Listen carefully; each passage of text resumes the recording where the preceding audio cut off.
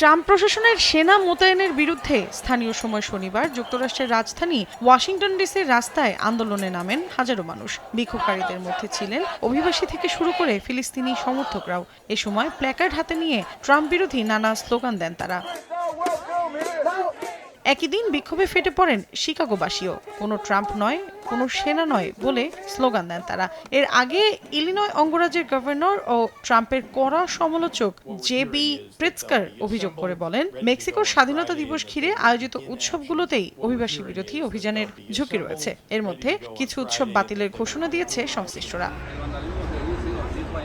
অভিবাসী বিরোধী অভিযানের জেরে গত জুনে যুক্তরাষ্ট্রের দ্বিতীয় বৃহত্তম শহর লস অ্যাঞ্জেলেসে 4000 ন্যাশনাল গার্ড সদস্য এবং 700 সক্রিয় মার্কিন মেরিন মোতায়েনের নির্দেশ দেন ট্রাম্প। মার্কিন প্রেসিডেন্টের এমন সিদ্ধান্তে শহর জুড়ে ছড়িয়ে পড়ে প্রতিবাদ। এরপর অপরাধ দমনের অজুহাতে গত মাসে ওয়াশিংটন ডিসিতে 2000-এর বেশি সেনা পাঠান তিনি।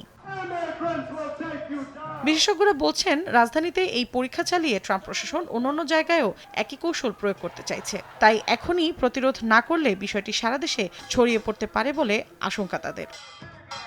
মৌসুমী সাথী, সময় সংবাদ।